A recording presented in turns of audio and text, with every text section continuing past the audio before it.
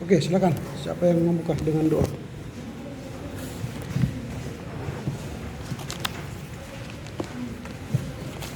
Ini kelas ayah. Oke, silakan.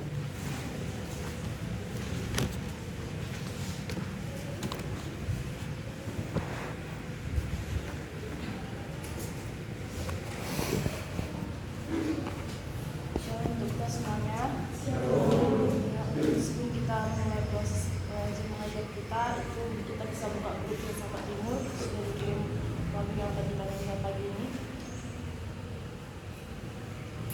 Itu diambil dari kitab Benda nomor 176 dari pertama, Ibas tahun 2011. Ibas Toto, Ibas 1, 2, 3.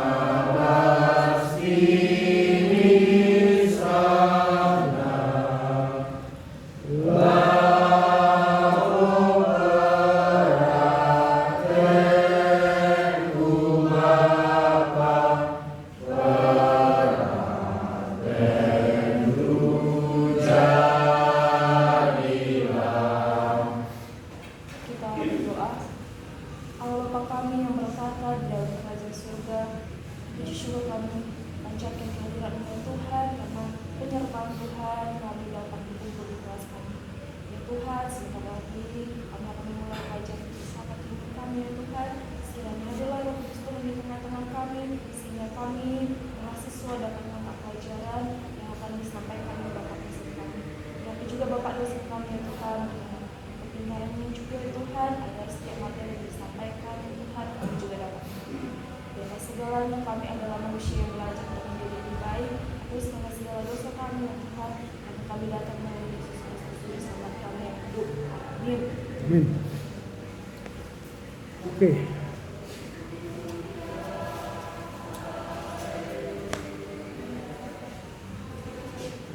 Mokertov bagi kita semua. Mokertov.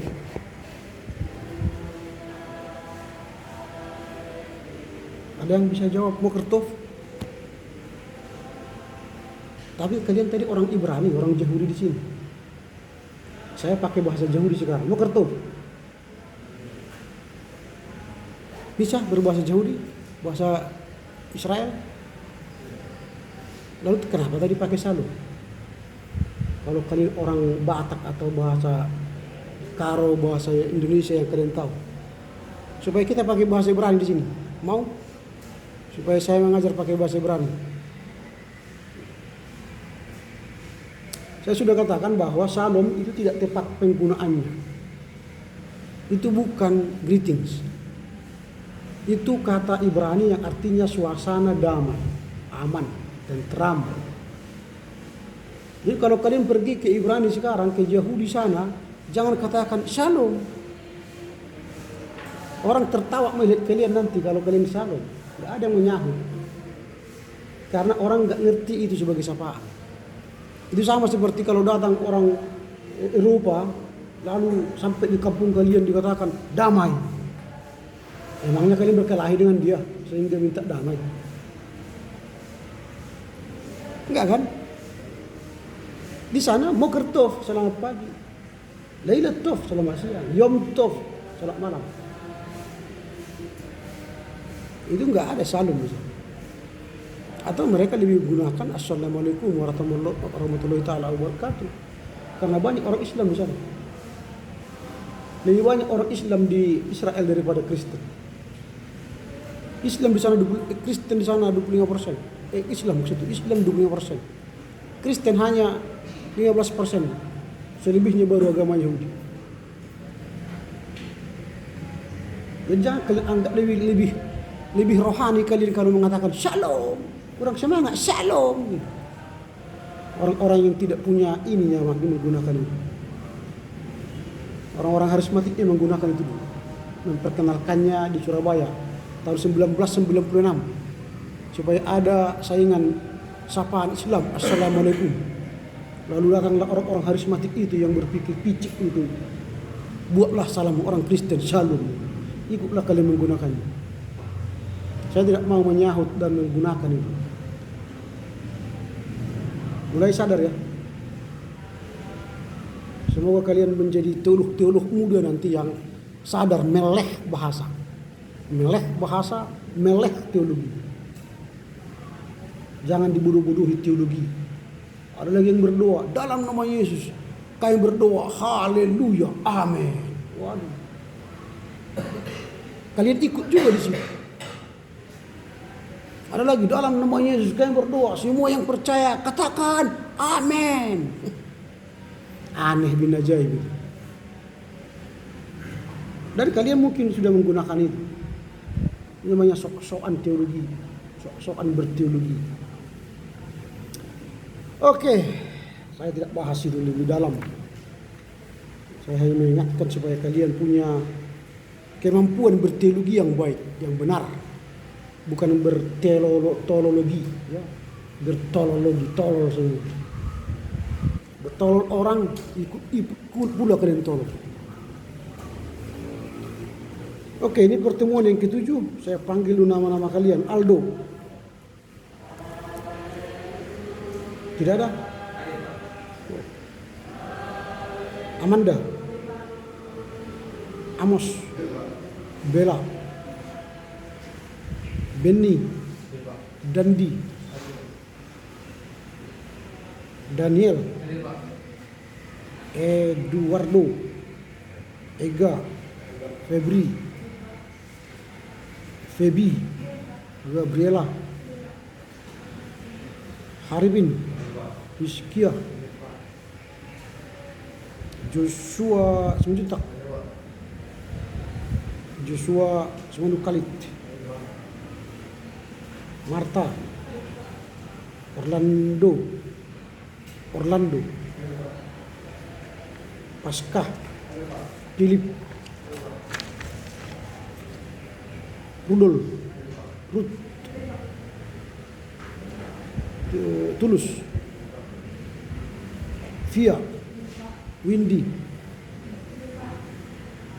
Yasmin. Oke, silakan tanda tangan absen.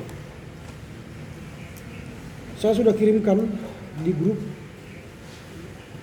RPS. Tadi saya sudah minta nama-nama ulang karena WA saya di reset, akhirnya hilang semua data. Tapi udah terlambat dikirim. Nanti akan saya masukkan itu ke grup, ke RPS maksudnya.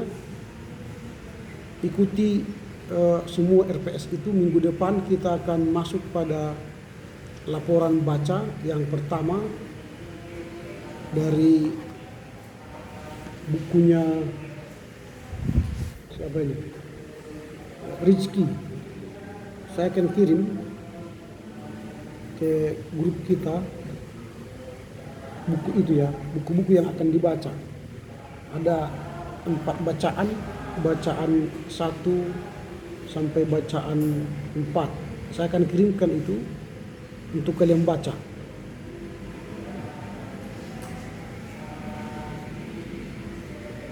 Ini filsafat Timur Ayah, saya akan coba kirim.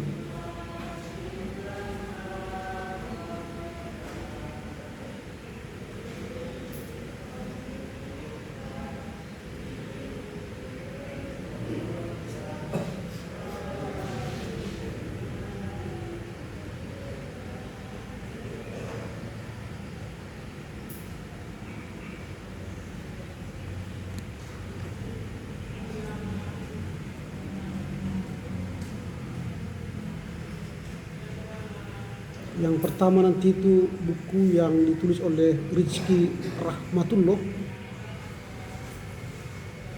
Kemudian yang kedua buku yang ditulis oleh Kadek, ya Kadek, dia laporan baca yang kedua Kadek. Kemudian yang ketiga nanti ditulis oleh Syarifah, dan yang keempat nanti yang ditulis oleh Samsul Bakri. Nah, ini kan saya kirim ke grup, silakan baca nanti untuk kelompok 1, kelompok 2, kelompok 3, kelompok 4 dibaca.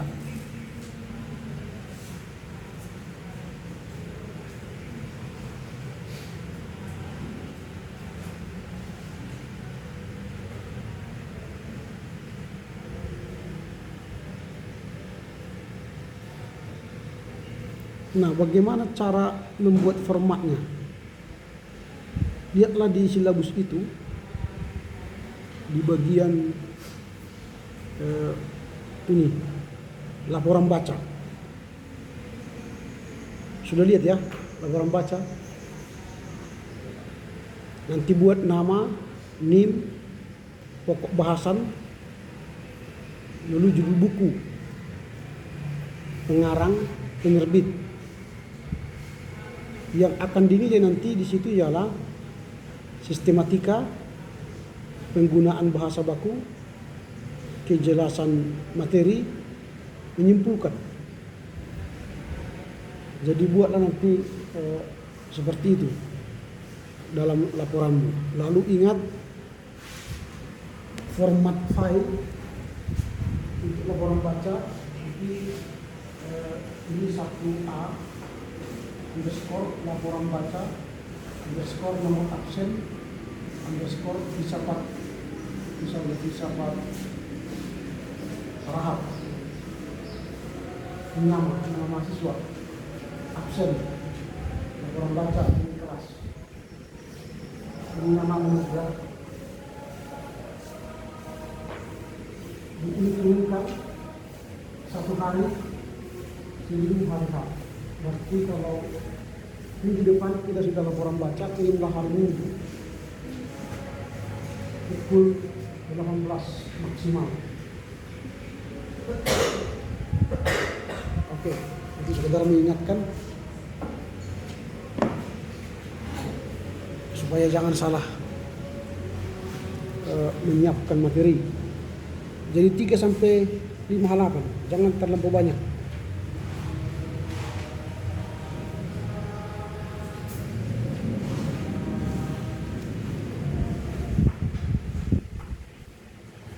Oke, ada pertanyaan tentang tugas ini. Bisa dibaca tadi tugasnya. Bagian yang pertama filsafat, tentang filsafat ini, filsafat India, bisa dibaca. Bisa. Itu ada sekitar 90 halaman lebih. Dibaca, pahami, lalu saudara-saudara lah yang akan menjadi dosen yang akan mengajar kita minggu depan. Jadi minggu depan itu yang pertama itu saudara Aldo, Amanda, Amos, Bella, Benny, dan Dandi. Ya, itu untuk minggu depan. Oke, ada yang bertanya tentang ini, tugas ini? Tidak ada? Oke, kalau tidak ada, kita akan masuk pada materi hari ini, materi ceramah yang terakhir hari ini. Saya akan membahas tentang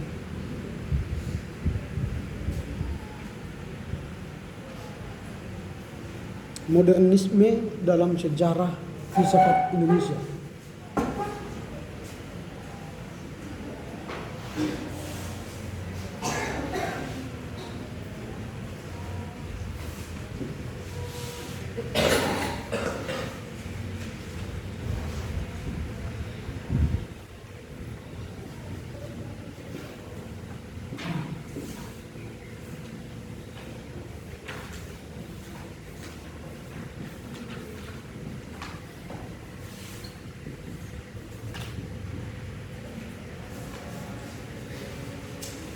Nah, sekedar mengingatkan juga, habis laporan baca minggu depan, kita akan masuk pada ujian tengah semester. Sesuai jadwal itu, kalian lihat kan? Ujian tengah semester tanggal 16 Oktober. Jadi minggu depan kita masih masuk. Habis itu ujian tengah semester. Apa-apa saja yang akan kita bahas atau diuji dalam ujian tengah semester itu dimulai dari pengantar dan pengenalan filsafat timur, pengantar teori-teori filsafat, lalu menuju filsafat Indonesia, lalu modernisme dalam sejarah filsafat Indonesia, kemudian sejarah filsafat India untuk minggu depan. Itulah materi. Silakan mengulang-ulang pelajaran atau pemikiran-pemikiran yang kita bahas. Jangan andalkan hanya catatanmu, tapi bacalah buku-buku lain yang berkaitan dengan itu. Dan itulah soal-soal yang akan keluar. Jadi semua itu akan keluar. Jadi pahami benar-benar ujian ini bukanlah hanya untuk mengetahui apa yang Anda pahami, tapi ialah bagaimana saudara mengerti mata kuliah ini sampai saat ini. Apakah kalian mengerti apa yang saya sampaikan? Atau adakah pengembangan-pengembangan yang saudara baca dengan buku-buku lain? Itu ya, jadi sekedar mengingatkan bahwa 2 minggu lagi kita akan masuk pada ujian tengah semester. Nah, materi yang kita bahas sekarang ini adalah bagian dari proses bagaimana Indonesia yang beberapa 2 minggu yang lalu kita membahas bagaimana menuju filsafat Indonesia itu perlu mengalami pembahasan yang lebih dalam. 2 minggu yang lalu saya menyatakan bahwa filsafat Indonesia itu pada dasarnya belum ada dikenal orang. Sehingga bagaimana mungkin kita melakukan modernisme di filsafat itu sendiri jika belum dikenal orang. Tetapi kendati tidak dikenal orang secara mendunia, ada upaya-upaya dari filsuf-filsuf Indonesia untuk melihat apa modernisme yang terjadi di tradisi atau filsafat Indonesia. Nah, pemahaman ini saya gali dari pemikiran Ferry Hidayat, seorang filsuf Indonesia atau penulis ahli filsafat lah, dia ahli filsafat, dosen di UI. Dia mengkaji bagaimana fenomena filosofi yang terjadi di Indonesia, filosofi-filosofi yang mengalami modernisme. Artinya ini modernisme artinya pembahasan yang melihat ada perkembangan dinamika di dalam setiap filsafat-filsafat Indonesia itu. Misalnya contoh adat. Adat itu kan mengalami pergeseran, mengalami perkembangan, mengalami dinamika seturut dengan perubahan zaman. Jadi adat nenek moyang kita dahulu jika dibandingkan dengan adat yang kita pahami sekarang dan lakukan sekarang, itu sudah jauh berbeda. Ada banyak perubahan-perubahan. Artinya di dalam adat itu terjadi modernisme, pembaruan. Ada terjadi penghayatan baru terhadap adat istiadat itu. Nah, itulah nanti yang akan menjadi modernisme dari sebuah filsafat Indonesia. Nah, tujuan utama kita membahas modernisme Indonesia ini adalah agar kita mengkaji filsafat Indonesia itu mengalami dinamika atau perjumpaan dengan budaya lain. Misalnya budaya kita setelah datang peradaban Eropa dengan adanya misionaris yang datang dari Eropa, maka peradaban kita mengalami perubahan.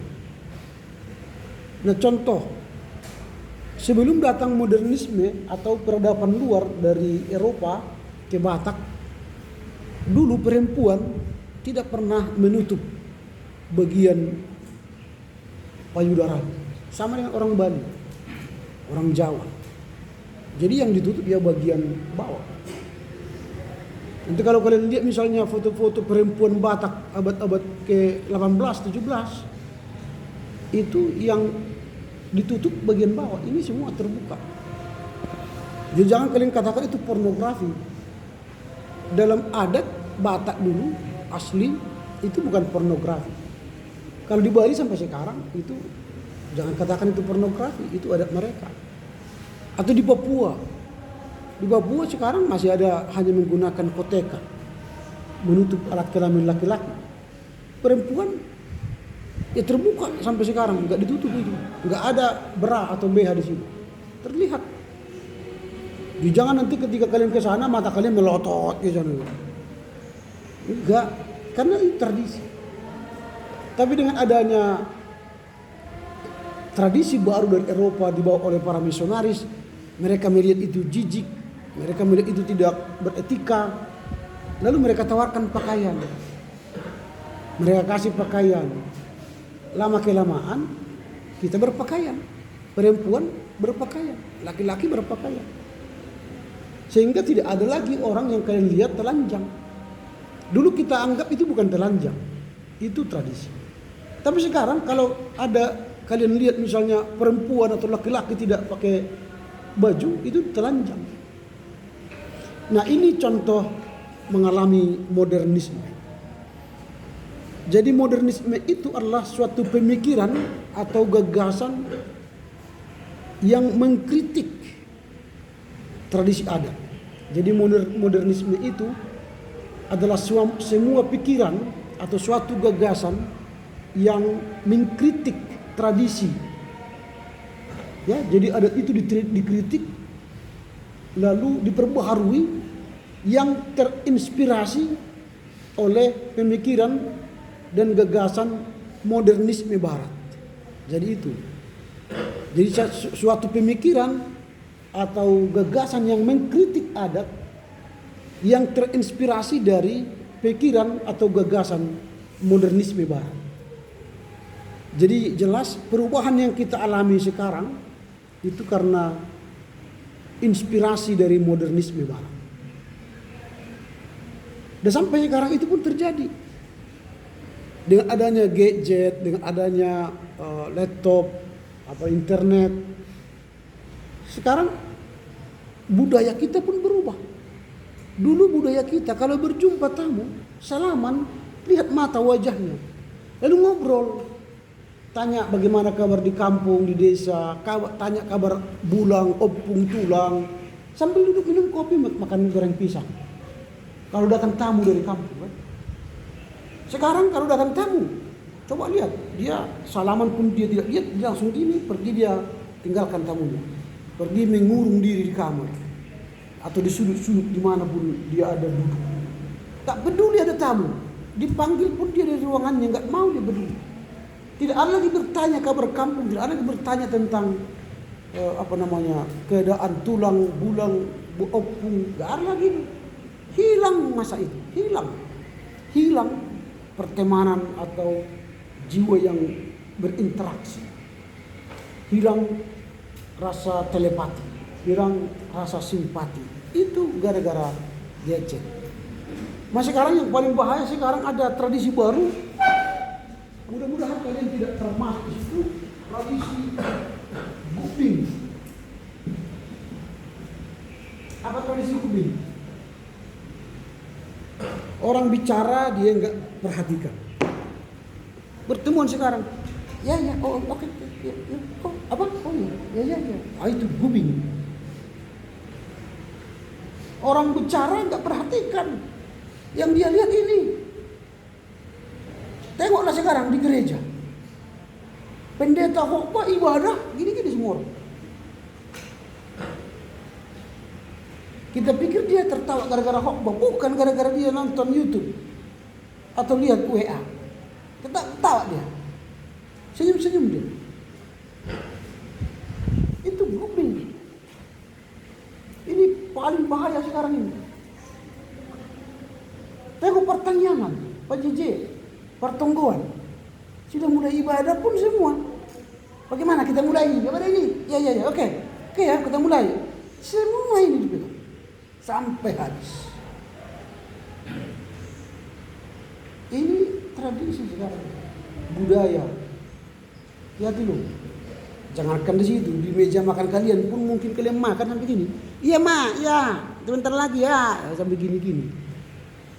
Atau di meja belajarmu pun kau begini terus, sehingga kau tak pernah baca buku. Hati-hati, bukbi. Nanti searching aja di internet apa tuh bukbi. Kalau ingin kau selamat dari bukbi, mulailah atur dirimu menggunakan handphone. Pastikan kau berapa jam di depan internet, di depan handphone. Bagi dari 24 jam itu, berapa jam kau tidur, berapa jam kau belajar, berapa jam kau main-main. Tatalah waktu. Jangan habis dimakan si handphone ini. Jangan-jangan mungkin dari 24 jam kau habiskan waktumu di sini lebih dari 6 jam. Coba bayangkan lebih dari 6 jam di sini.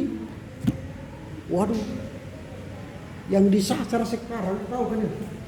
Bukan narkoba penjahat terbesar di Indonesia. Kalau ini otak, mukamu ini, di sini ada otak. Otak paling bagus. Otak ini akan habis. Ini habis karena hanya melihat handphone terlampau banyak. Ini otak depan ini.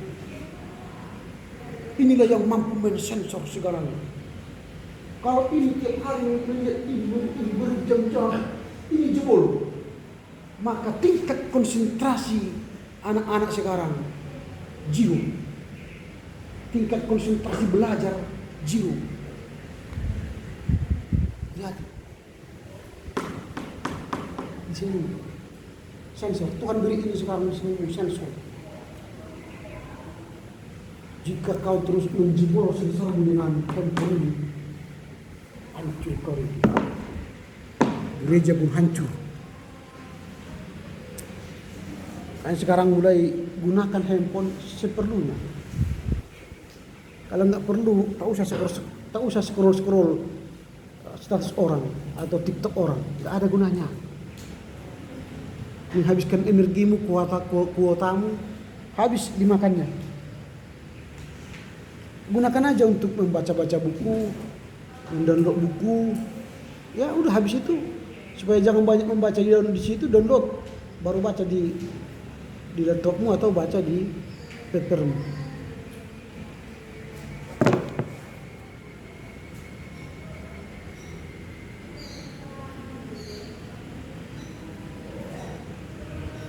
Gitu ya.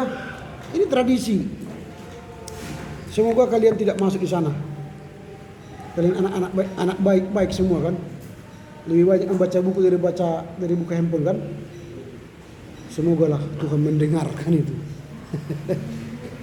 Semoga Tuhan mendengar. Karena kalian generasi Z ya, Gen Z kalian.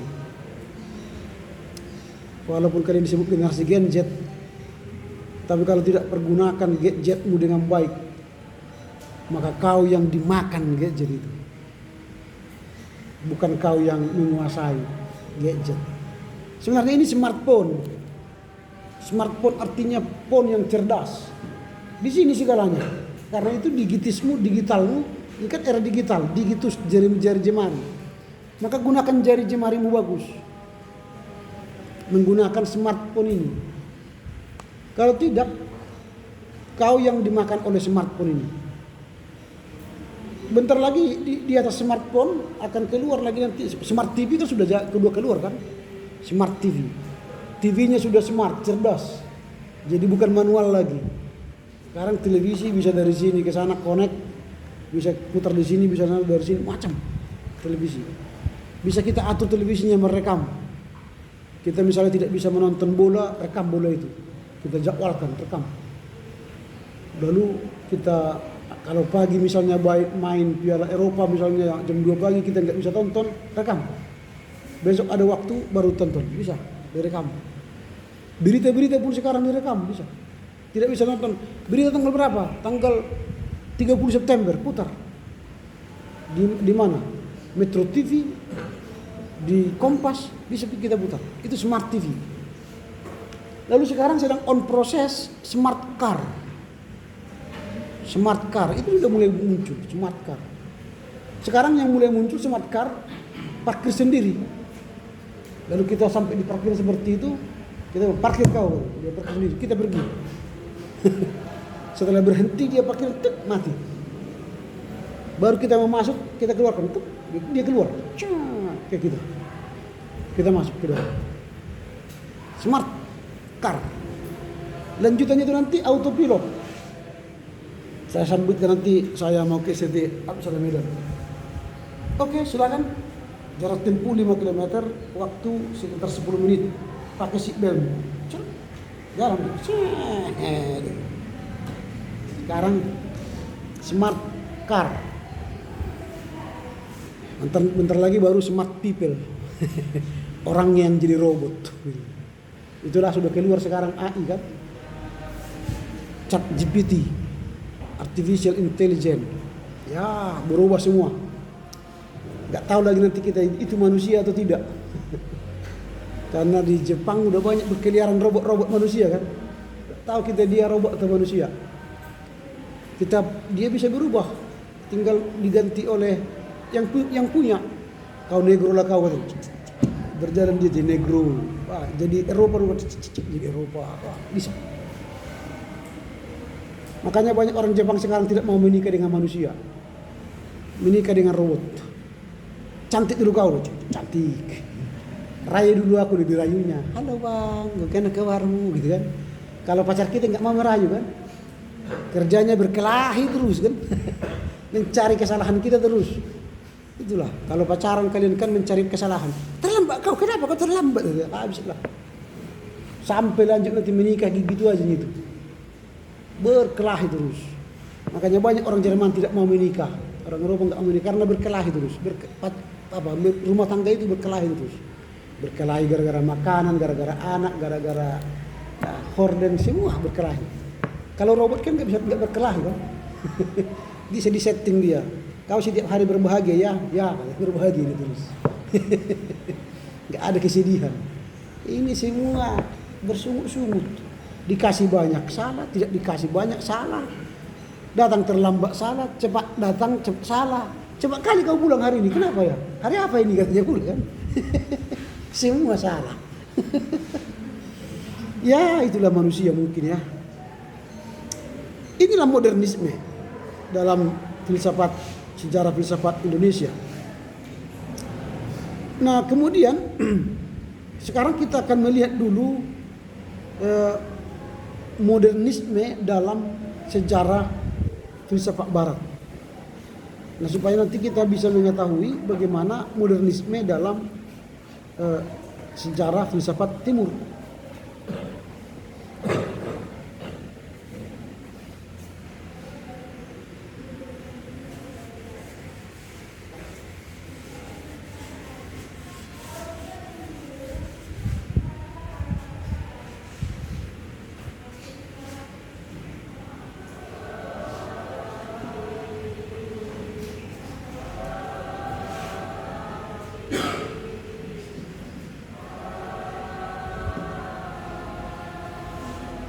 Mata kuliah liturgi. Waktu tiap hari ada amin nyanyi, amin lagi. Kamu praktik praktik mata kuliah liturgi ya.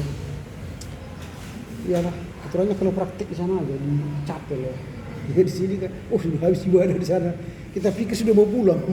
Padahal ini baru 8 menit kan, 42 menit ya. Oke, jadi modernisme dalam filsafat Barat itu, para ahli sejarah filsafat Barat menyepakati dengan bulat bahwa tradisi filsafat Barat dimulai dengan ditemukannya tulisan Aristoteles.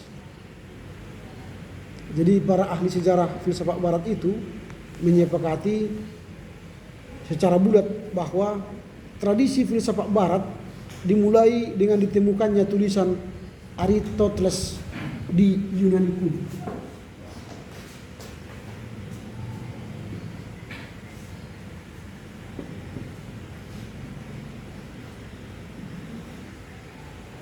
Artinya ini standar awal dari filsafat barat itu. Dan mungkin kalian sudah membicarakan itu di filsafat barat kemarin ya. Bagaimana filsafat Aristoteles ini menjadi tradisi barat atau disebut juga dengan Old Greek. Old Greek. Ini sekitar abad keempat sebelum Masehi. Ini abad keempat sebelum Masehi.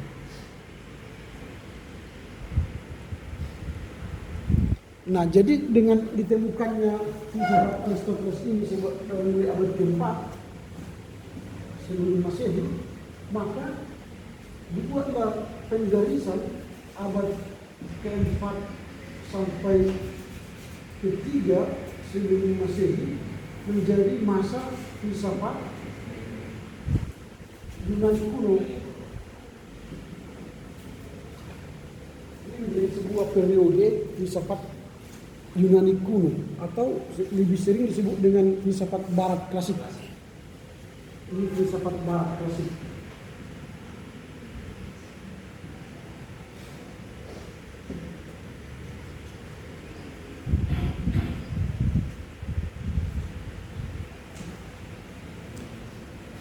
Lalu pada abad ketiga sampai ke-16 disebut dengan abad pertengahan. Abad ketiga sampai abad ke-16. Abad ketiga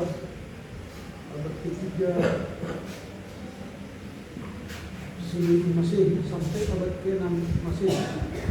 Ini disebut dengan filsafat abad pertengahan.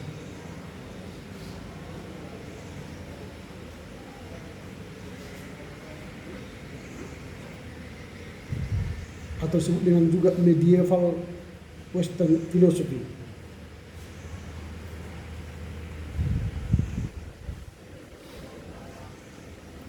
Lalu disebut baru setelah itu abad ke-16 sampai abad ke sekarang ya, ini disebut dengan abad filsafat modern. Filsafat modern.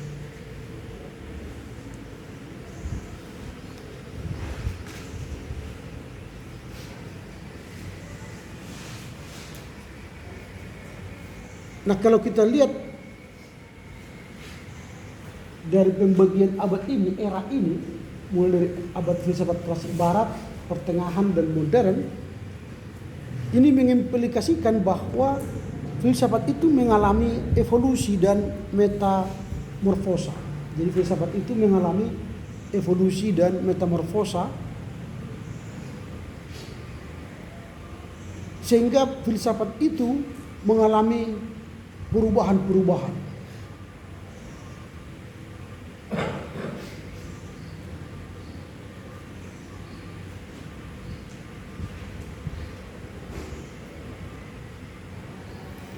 Nah, misalnya di era klasik itu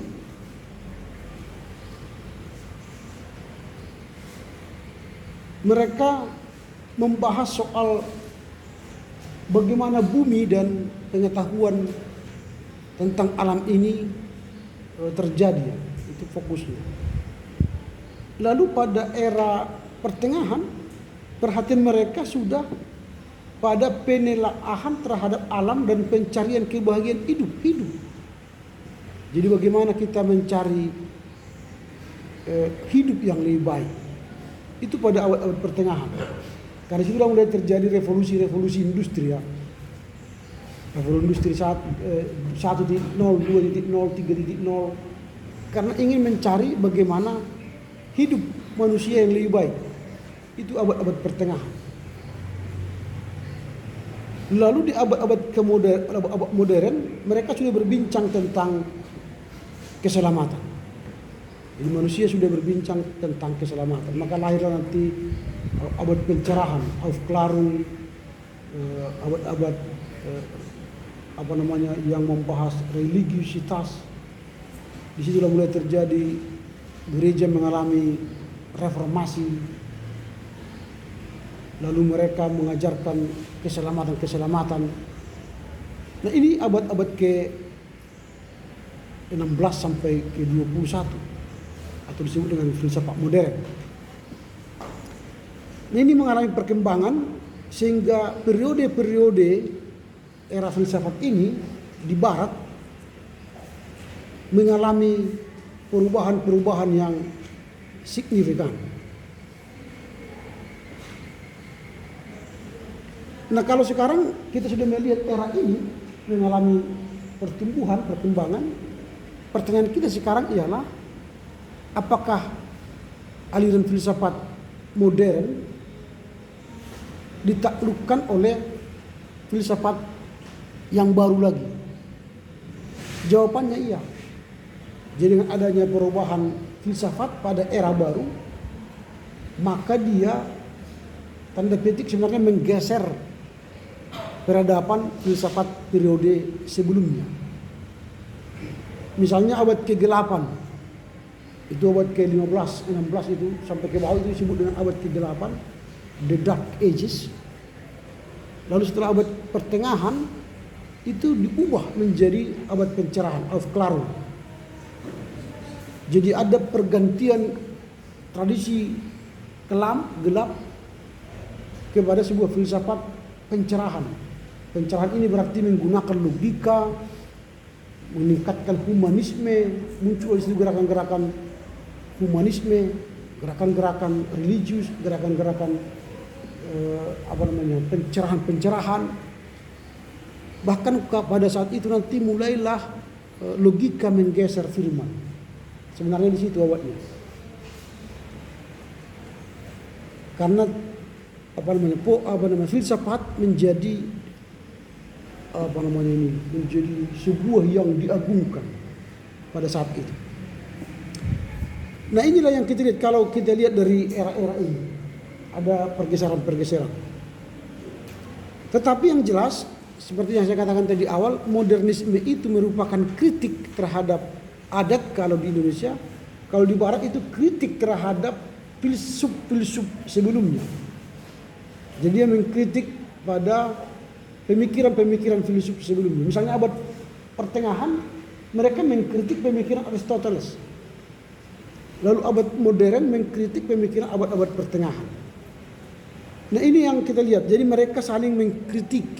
Dan kritik itu kan mengganti paradigma baru dari paradigma lama. Di gereja pun begitu terjadi. Ketika abad ke-15, Luther mengkritik gereja Katolik, maka lahirlah gereja-gereja reformasi dengan pengajaran yang berbeda. Lahirlah transubstansiasi, lahirlah sola fide, sola gratia, sola scriptura. Nanti setelah itu lahirlah juga gerakan-gerakan baru yang lebih radikal, sampai nanti Wesley, Pentakosta, Harismatik. Itu kan gerakan-gerakan yang lebih kemudian mengkritik. Sama seperti agama ini. Agama Kristen hadir karena mengkritik agama Yahudi.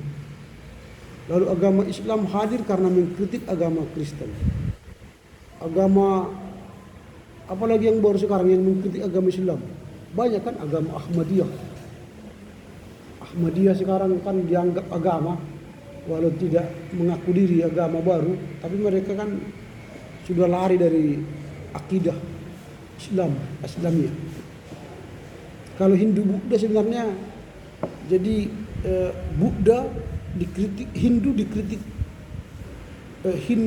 oleh Buddha, lahirlah Buddha. Jadi Buddha juga dikritik, lahirlah Konfusianisme, Taoisme. Jadi itu saling mengkritik.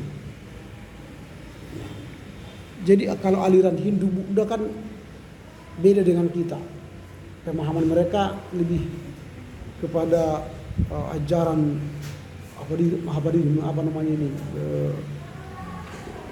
menyakiti diri ya. Kalau kita Kristen, Islam, Buddha Kristen, Islam, Yahudi itu beda. Kita bicara soal kasih, soal penciptaan,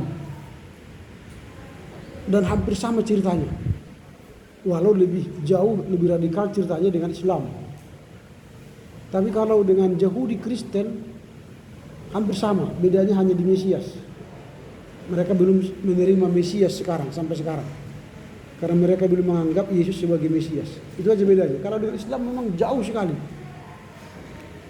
Makanya kita berbeda signifikan dengan mereka. Contoh misalnya ketika keluar film His Only Son kemarin, beberapa minggu yang lalu. Mereka suruh bredel. Karena ya versi yang ditampilkan adalah versi Kristen, bukan versi Islam. Jadi mereka mengkritik sebenarnya versi Kristen. Lalu ketika yang tampil versi Kristen, mereka marah. Seolah-olah mereka menganggap dengan munculnya film His Only Son, maka nanti semua Islam jadi Kristen. Kira-kira begitu, mereka tak ketakutan. Padahal kita tidak pernah berpikir seperti itu. Kalau kita tonton film-film Islami misalnya, apakah kita jadi berubah agama jadi Islam? Tidak juga. Karena itu film-film itu kan hanya replika dari iman kita itu, menggambarkan bagaimana iman itu diwujud nyatakan dalam visualisasi. Tapi sebenarnya iman kita sudah di dalam hati. Entah apapun cerita orang, nggak mungkin bergeser lagi. Kalau muncul misalnya Injil Barnabas, Injil Filipus, Injil Maria, Injil Thomas, kita nggak peduli lagi. Kira-kira begitu.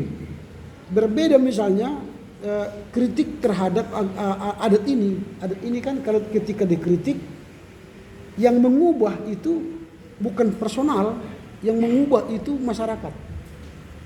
Sehingga masyarakat itu baik dia Kristen, Islam atau apapun agamanya, Buddha, Hindu, karena mereka satu adat, ya berubah.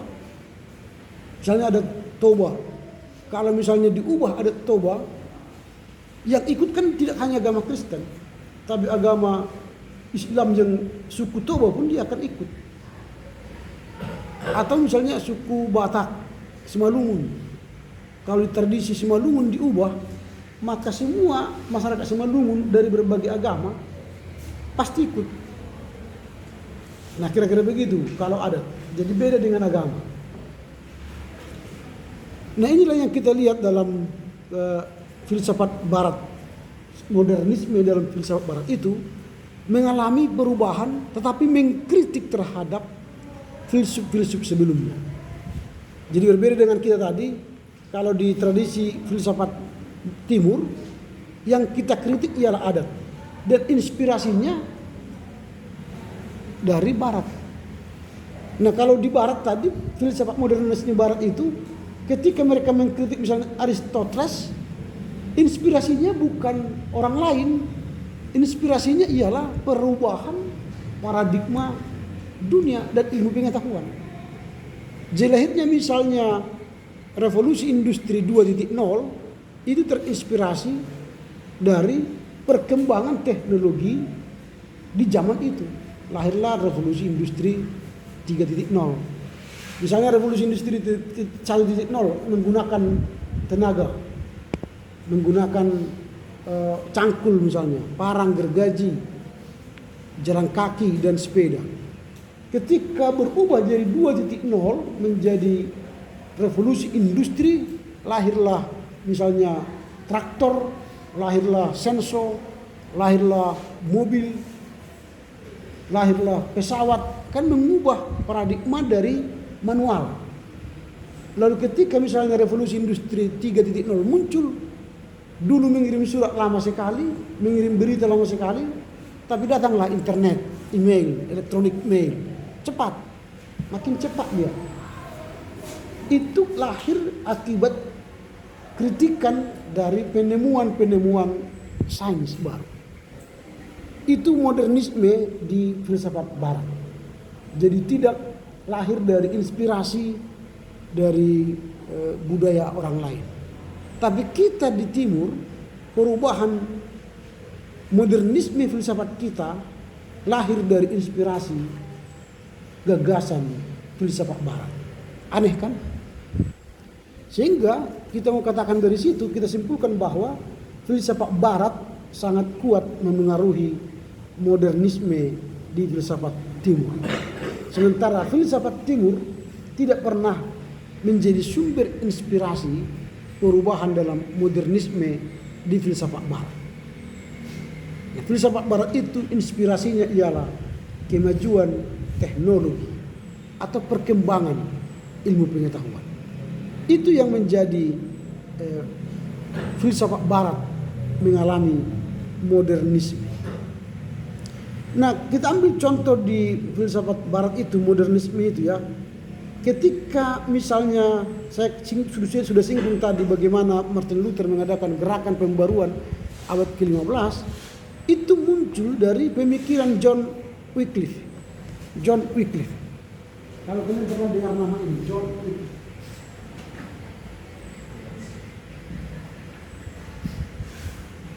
Pernah dengar nama ini, John Wycliffe? Dalam sejarah gereja mungkin kalian sudah pernah mendengar ini. Nah, John Wycliffe adalah seorang pastor atau rohaniwan Katolik yang mulai menyerukan melawan Paus. Tetapi usaha dia ini tidak berkembang karena Paus langsung menganggap dia aliran sesat. Lalu dia dikeluarkan.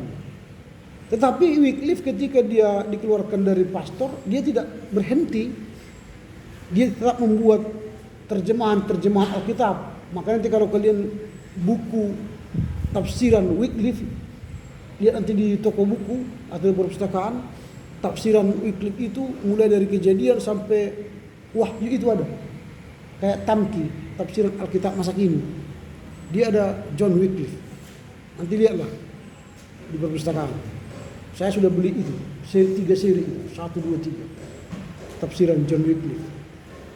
Dia membarui bagaimana teologi Katolik pada waktu itu.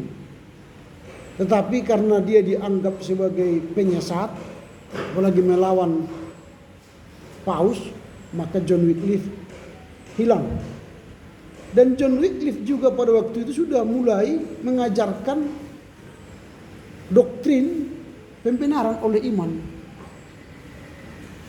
Tetapi ya tadi tidak ada orang yang mengikuti dia, maka ajaran itu, doktrin itu hilang.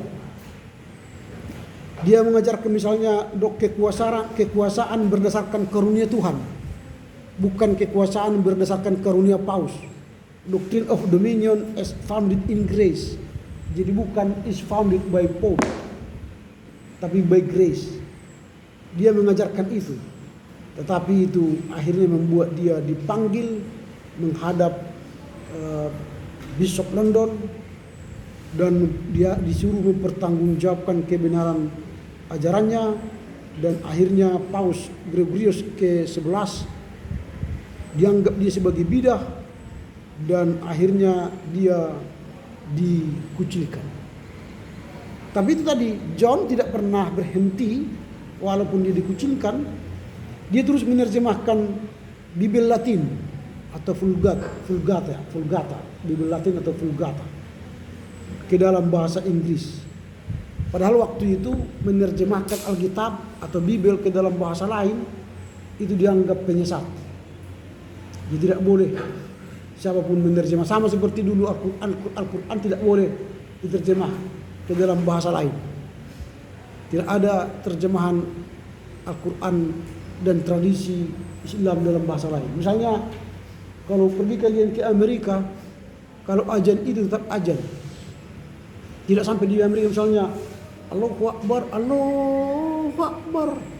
Sampai di Amerika menjadi God is Almighty, God is Almighty. Enggak ada.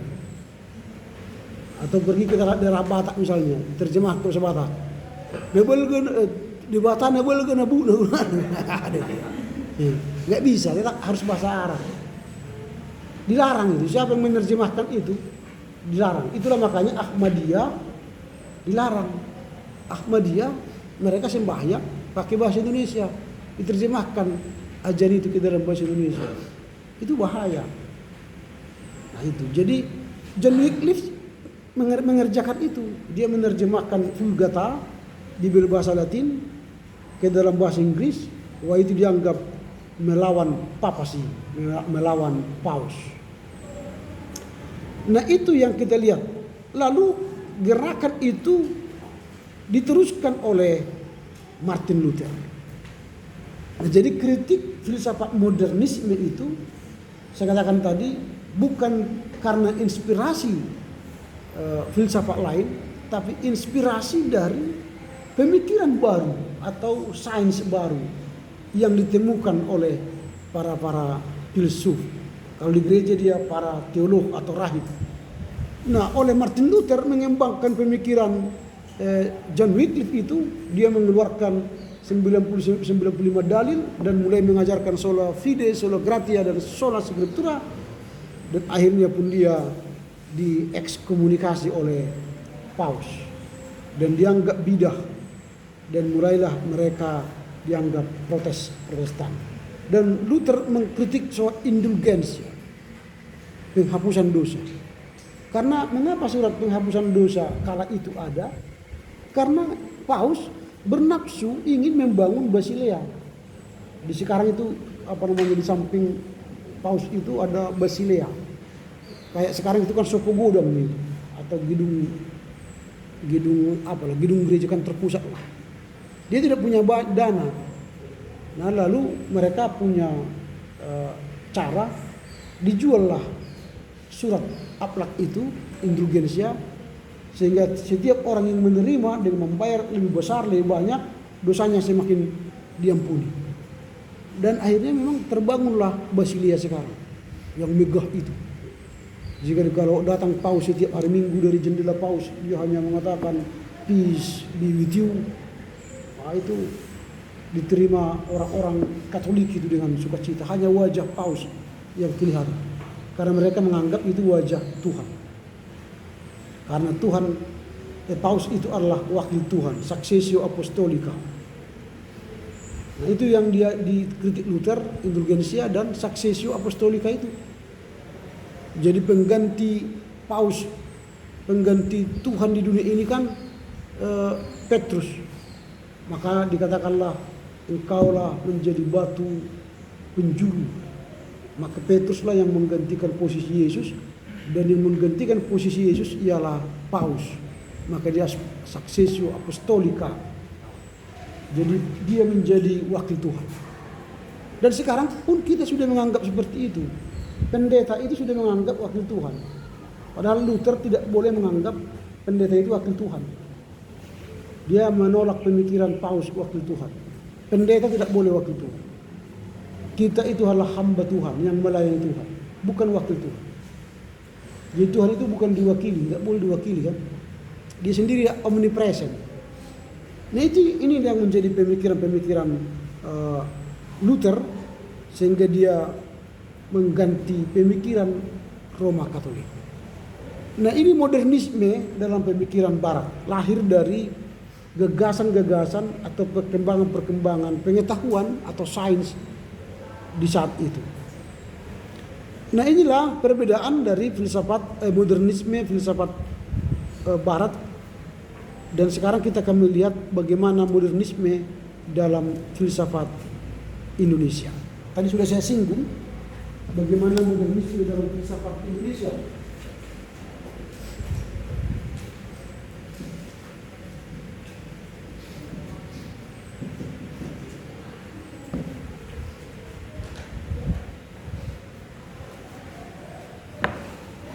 Berbeda dengan tradisi filsafat modern di Barat, di Indonesia kesejarahan belum menyentuh bidang filsafat. Jadi saya katakan tadi karena apa? Ya filsafat kita sendiri pun belum ada ya, belum eksis secara filsafati. Sehingga kalau kita mau runut seperti ini tadi, di barat itu ada era-era filsafat modern, filsafat klasik barat, filsafat abad pertengahan dan modern, lalu terjadi kritik-kritik akibat perkembangan sains, pengetahuan dan teologi. Maka di kita belum ada runut sejarah seperti itu. Alasannya ialah karena belum ada sejarawan Indonesia atau filsafat Indonesia yang menulis kajian sejarah yang mendalam tentang filsafat. Karena dia tidak bisa menemukan di mana filsafat Indonesia ya.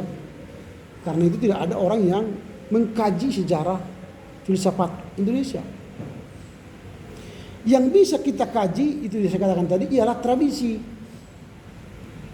Jadi pemikir-pemikir filsafat Indonesia ini kan tidak bisa kita kaji tadi, karena itu kan tidak ada filsafat Indonesia yang terdokumentasi dengan baik. Maka yang bisa kita kerjakan ialah mengkaji tradisi filsafat itu dalam adat-adat atau tradisi-tradisi di setiap daerah.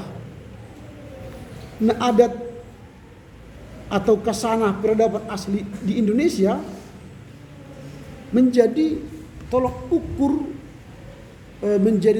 dari filsafat Indonesia itu sendiri. Dari situlah nanti kita akan melihat bagaimana terjadinya modernisme di adat-adat yang ada di Indonesia. Nah, misalnya kita ambil contohlah peradaban adat Minang. Di Minang adat itu sangat dianggap sebagai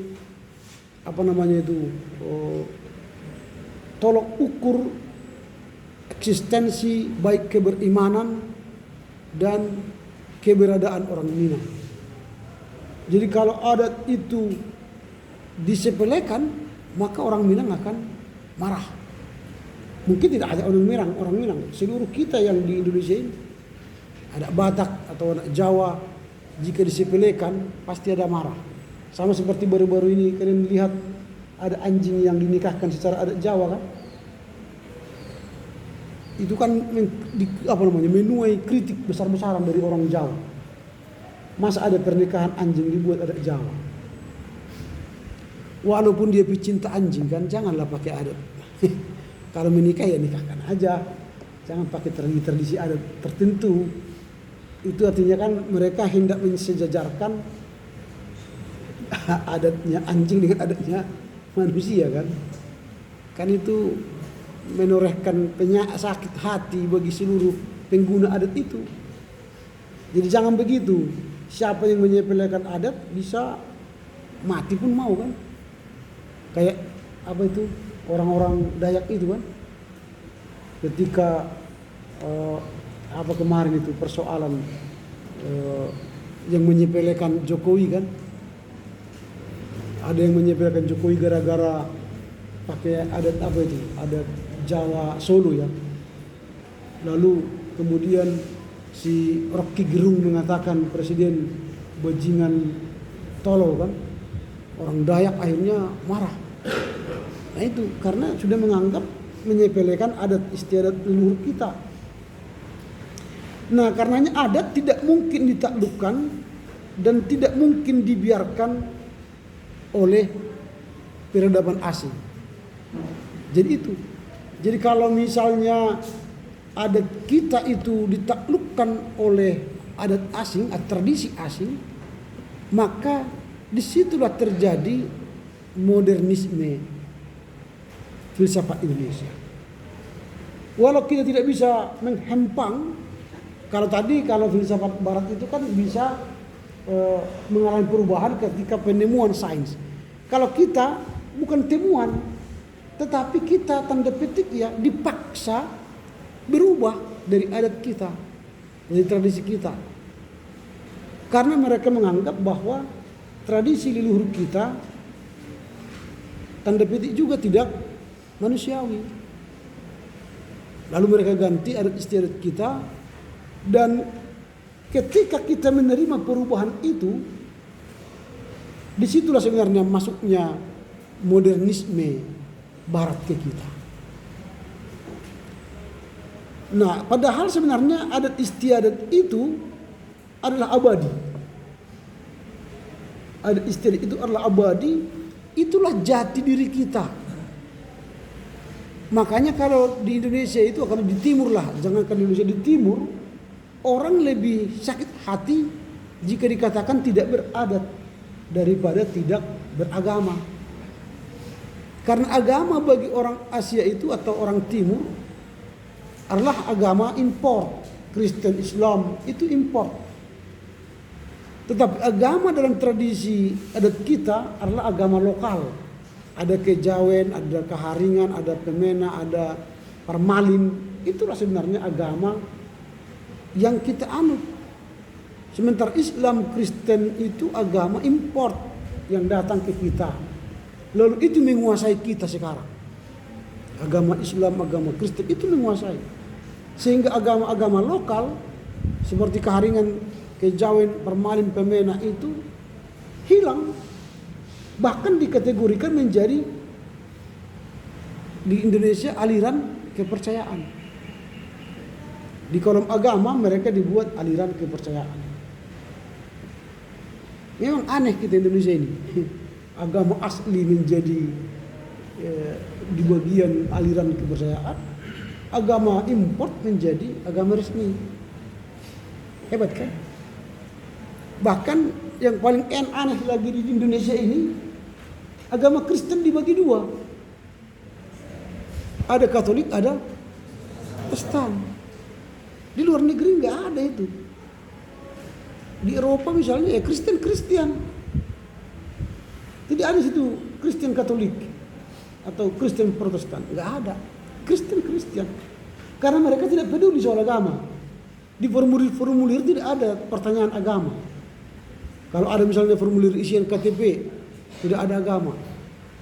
Kita kan setiap ada peristiwa ada agama kan. Mendaftar ke rumah sakit tanya agama apa. Supaya nanti jangan salah kasih. Kalau dia agama Kristen boleh makan babi kan. Kalau Islam jangan. Nah itu ditanya, mungkin ada obat Islam, ada obat Kristen mungkin ya. Ada dokter Islam, ada dokter Kristen gitu. Kalau orang Islam yang sakit dokter Islam. Kalau Kristen yang sakit dokter Kristen ya. Kira-kira begitu. Sudah sakit pun ditanya agamanya. Itu hebat gitu kan. Bentar lagi mungkin nonton bioskop pun kalian tanya agamanya apa. Agama apa katanya. Atau masuk rumah makan. Memang kalau rumah makan kita pun aneh juga di dunia ini. Di rumah makan ada juga jenis agamanya. Walau tidak pernah ditanya agama apa kau. Cuma di luar rumah makan Islam bukan itu. Rumah khas Batak gitu kan. Ada agamanya. Rumah makan itu punya agama. Rumah makan Islam. Tidak hanya rumah makan, sebenarnya ada juga kos-kosan khusus agama Islam. Di kos-kosan itu pun beragama. Kos-kosan khusus agama Islam. Tidak hanya itu, kaplingan pun ada, kaplingan khusus agama Islam. Ada kan? Ya, kaplingan khusus agama Islam. Memang Indonesia ini semua beragama. Rumah makan beragama, kaplingan beragama, ya kan? Sampai SPBU pun beragama kan? Di SPBU ada musola. Di SPBU pun ada musola. Aneh sekali gitu. Di mana-mana ada musola. Tapi perlakuannya tidak beragama. Itu perlakuannya tidak beragama. Tengoklah sebelah kiri sebelum Manhattan itu. Semua bisinya sekarang hilang. Iya kan? Ruko itu hilang. Tak kemana itu? Ini nggak tahu. Siang bolong itu. Diambil siang bolong. Ini banyak orang. Lalu lalang banyak orang di situ. Di situ ada mobil, ada gerendang, curi terang-terang. Dan tidak ada orang yang berani melarang. Karena kita sekarang sudah ketakutan melarang orang kan. Kita larang kita yang mati. Akhirnya udahlah. Terserah lu lah ya. Nah jadi filsafat modern yang terjadi di filsafat Indonesia itu sebenarnya secara suka tidak suka kita melihat bahwa adat istiadat kita itu telah dikeluarkan isinya oleh mereka. Dikeluarkan isinya oleh filsafat barat itu. Sehingga nanti adat kita pun akhirnya kehilangan makna dan budaya dan makna dan arti. Ini sudah habis waktu ya? Masih ada kan? Wah, mereka mungkin kecepatan ya. Saya lompatlah kalau begitu nanti. Orang ini sudah kecepatan. Saya lompat ke ini. Nah, saya akan memperbandingkan filsafat modern, perbandingan modernisme barat dan modernisme timur. Kali ini modernisme filsafat Indonesia, ini modernisme filsafat barat. Perbandingannya apa?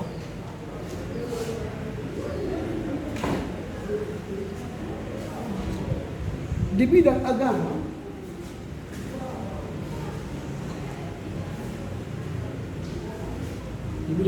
ya, filsafat barat itu mengkritik Kristianitas. Jadi kalau filsafat modernisme barat di bidang agama, pertama itu bidang agama, dia mengkritik Kristianitas yang dijalankan lembaga gereja. Tadi saya sudah jelaskan paus ya, papasi. Jadi modernisme filsafat di barat itu di bidang agama mengkritik Kristianitas yang dijalankan oleh lembaga gereja, termasuk paus Katolik. Nah, modernisme Indonesia mengkritik ajaran religius populer. Jadi mengkritik ajaran religius populer yang dijalankan penduduk desa awam. Nah, saya katakan itu ada tadi. Jadi mengkritik ajaran religius populer yang dijalankan penduduk desa awam yang disebut dengan agama adat. Itulah. Jadi di situ terjadi modernisme di bidang agama. Nah, kemudian di bidang filsafat,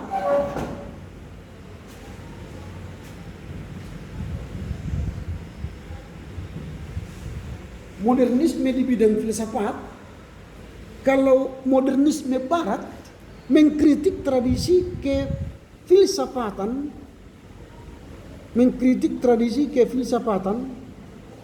yang diproduksi oleh pastor-pastor gereja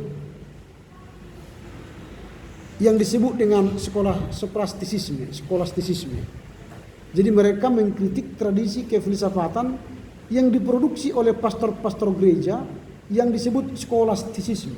Jadi misalnya tadi John Wycliffe, dia mengkritik skolastisisme Katolik yang tidak boleh menerjemahkan Alkitab ke dalam bahasa lain.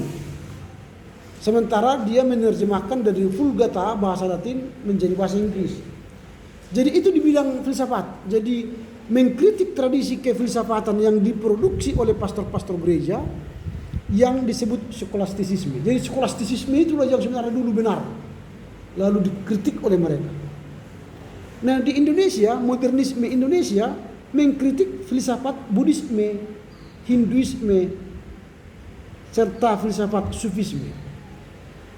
Kita mengkritik di Indonesia mengkritik filsafat Buddhisme, Hinduisme, serta filsafat Sufisme Islam yang diproduksi dalam feodalistik kerajaan-kerajaan Islam Indonesia.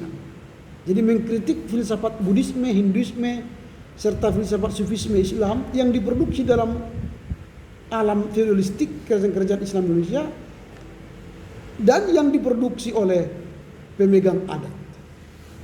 Jadi di Indonesia modernisme secara filsafat ialah mengkritik pemikiran-pemikiran filsafat Hinduisme, Buddhisme. Nah, misalnya apa contoh pemikiran Hinduisme, Buddhisme? Tetapi kita masih menggunakan.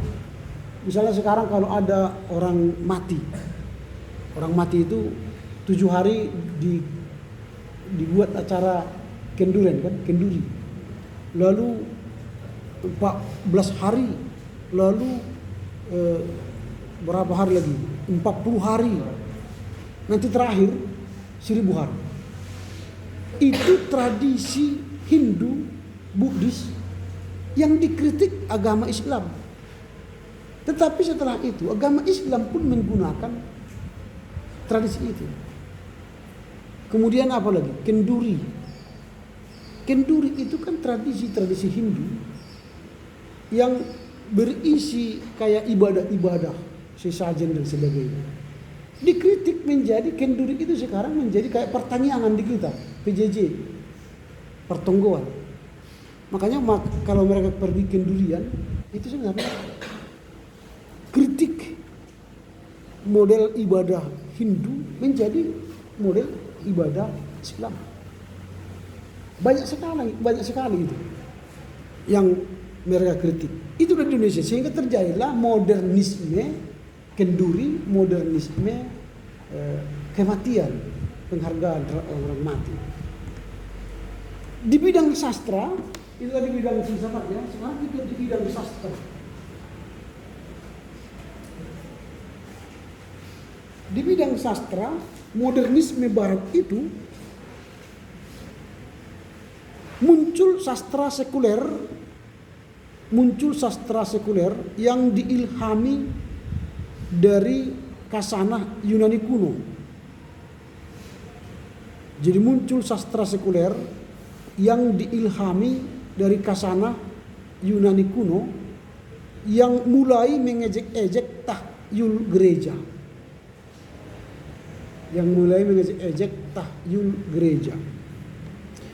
Nah kalau begini ya, kalau kalian nanti bisa mendalami, misalnya gereja mengajarkan soal neraka, gereja mengajarkan soal surga. Nah kalau saya tanya sekarang kalian, apa itu neraka, apa itu surga? Bisa kalian jelaskan? Apa itu neraka, apa itu surga? Enggak kan? Lalu oleh tradisi sastra Yunani kuno, mulailah mereka menggambarkan apa itu neraka, apa itu surga. Itu mereka buatlah mitologi Yunani. Kalau kalian nanti baca-baca buku mitologi Yunani, atau kalian tonton nanti misalnya YouTube tentang mitologi Yunani, kalian akan bisa mendapatkan pengajaran tentang surga, tentang neraka menurut mitologi Yunani. Atau misalnya malaikat. Kalau ditanya kepada kalian sekarang malaikat, apa artinya malaikat? Ada pernah kalian mendengarkan penjelasan malaikat dari segi Kristen? Enggak kan? Nah, tapi orang mitologi Yunani mengeluarkan sastra tentang malaikat. Nah, itu mereka sebenarnya mengejek kekristenan, tapi mengeluarkan sastra-sastra tentang malaikat. Nah, inilah modernisme secara sastra di barat. Nah, misalnya nanti kalau kalian tidak percaya, kalau mitologi Yunani ini menggambarkan bagaimana malaikat itu. Malaikat itu turun ke bumi, diizinkan Tuhan turun ke bumi. Lalu ketika mereka sampai di bumi, mereka lihatlah garis-garis bumi ini cantik sekali. Lalu minta izin ke Tuhan, Tuhan kami mau nikah sama mereka. Lalu orang mitologi Yunani melarang, jangan nikah. Tuhan izinkanlah kami menikah, cantik kali. Akhirnya ya menikahlah mereka. Lalu apa yang terjadi setelah menikah? Lahirlah keturunan raksasa di bumi ini. Kalian percaya nggak cerita ini? Lahirlah keturunan raksasa di bumi ini. Kalau nggak percaya buka Kejadian 6. Ada, yang buka Kejadian 6. Ini soal kritik ya, kritik kepada tahyul agama. Lalu lahirlah sastra-sastra Yunani. Apa Kejadian 6? Ayat 4, coba lah, ayat 4. Ayat 4, pada waktu itu dan bulan kemudian ada orang raksasa di bumi, ketika anak-anak Allah menghampiri anak-anak perempuan. Nah itu, anak-anak Allah menghampiri anak-anak itu, anak-anak Allah itu malaikat Tuhan menghampiri anak-anak perempuan bumi. Lahirlah apa tadi? Anak raksasa. Itu. Ngeri itu. Jadi jangan kalian anggap modernisme, sastra, filsafat modern Barat itu luar biasa menggambarkan bagaimana tahyul-tahyul ini mereka, ya tahyul-tahyul Kristen itu, Alkitab itu. Lalu mereka menggambarkannya lebih jelas gitu. Nanti baca. Lalu bagaimana kitab Henok? Ya, kalau kitab Henok mungkin kalian tidak tahu. Menggambarkan bagaimana malaikat itu jatuh ke bumi, the fallen angel. Nanti dia menjadi the watcher. Watcher itu penjaga. Itu ya. Nah, sementara di filsafat modern Indonesia, modernisme di Indonesia muncul sastra modern. Kalau di Barat tadi muncul sastra sekuler yang diilhami dari Kasana Yunani kuno yang mulai mengejek tahyul gereja. Modernisme di Indonesia muncul sastra modern yang dipelopori oleh pujangga baru yang mulai mengkritik tradisi sosial adat. Jadi mulailah pujangga-pujangga baru yang mengkritik adat. Misalnya apa? Saya singgung tadi soal Minangkabau. Sudah menonton film tenggelamnya kapal Van der Wijk? Belum.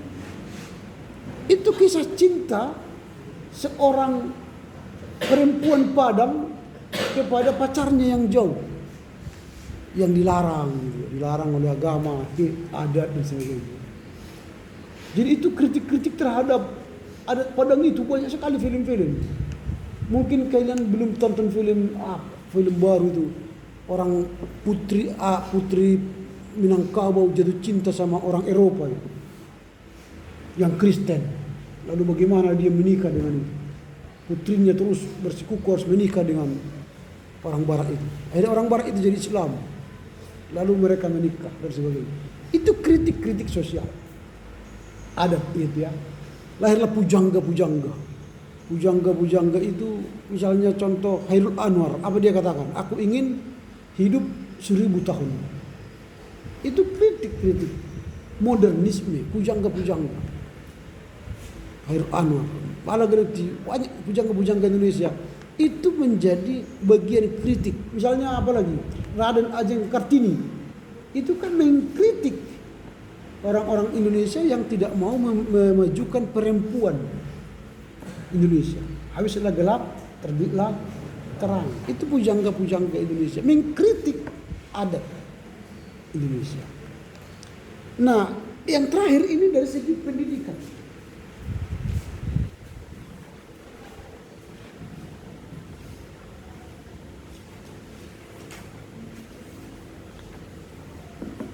Nah, dari segi pendidikan, modernisme Barat, universitas yang dulunya dikuasai gereja, ya, universitas yang dulunya dikuasai gereja, kini diubah menjadi sekuler. Jadi dikuasai gereja kini menjadi sekuler, yang di dalamnya diajarkan ilmu-ilmu kemanusiaan yang disebut dengan the humanities. Jadi Oxford misalnya, itu dulu fakultas teologi itu, lalu berubah menjadi universitas. Misalnya seperti UKDW, dulu itu STT, lalu meningkat menjadi universitas. Itu terjadi modernisme dalam pendidikan Barat, dari skolastisisme jadi universitas. Itu perubahan. Cambridge misalnya, itu bukan dulu Ohio, itu fakultas teologi, itu apa namanya, sekolah-sekolah seminari, berubah menjadi university. Itu di Barat. Nah, di Indonesia pendidikan itu mengkritik lembaga pendidikan pesantren.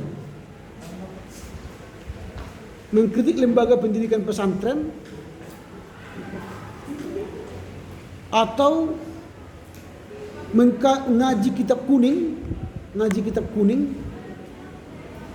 sebagai pendidikan kuno yang ketinggalan zaman. Lalu mendirikan sekolah-sekolah model Barat seperti Hayes, Stovia, HBS dan lain-lain. Lahirlah dulu HBS ya, atau SR dulu, atau lahirlah sekolah-sekolah negeri sekarang. Dulu semua pesantren, di pesantren dididik. Tapi lahirlah sekarang sekolah-sekolah sekuler di Indonesia. Nah, dari pembahasan kita di atas tadi lahirlah beberapa kesimpulan filsafat modern Indonesia itu. Yang pertama, bahwa kajian filsafat modern atau tradisi filsafat Indonesia dimulai dari sekarang agar generasi muda Indonesia yang akan datang meneruskan kajian dan melihat bagaimana modernisme filsafat Indonesia itu. Jadi kalau sekarang dimulai itu supaya nanti ke masa yang akan datang akan terlihat bagaimana perkembangan modernisme filsafat Indonesia.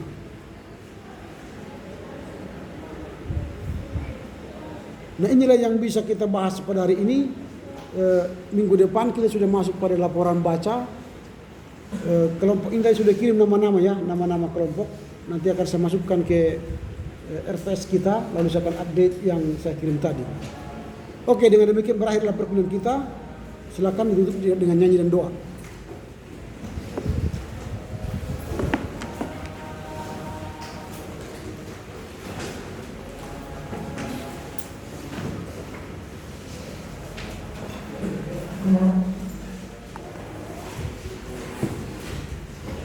Mana absen kita?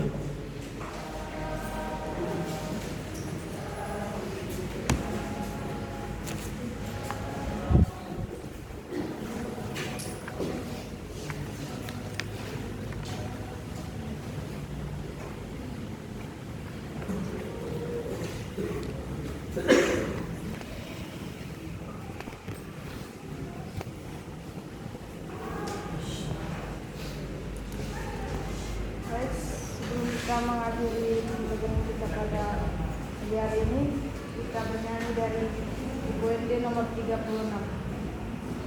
Pasu-pasu hani. Kita nyanyikan bersama-sama. Pasu-pasu hani oleh batanami sai sondako bohini tunapungu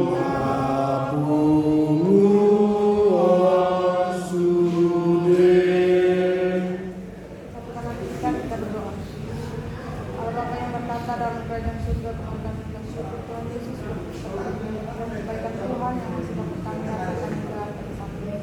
Bapa, kami telah selesai melakukan pelajaran kami tadi, kiranya Tuhan memberkati kami biar pelajaran kami tadi dapat terpakai untuk kami Bapa.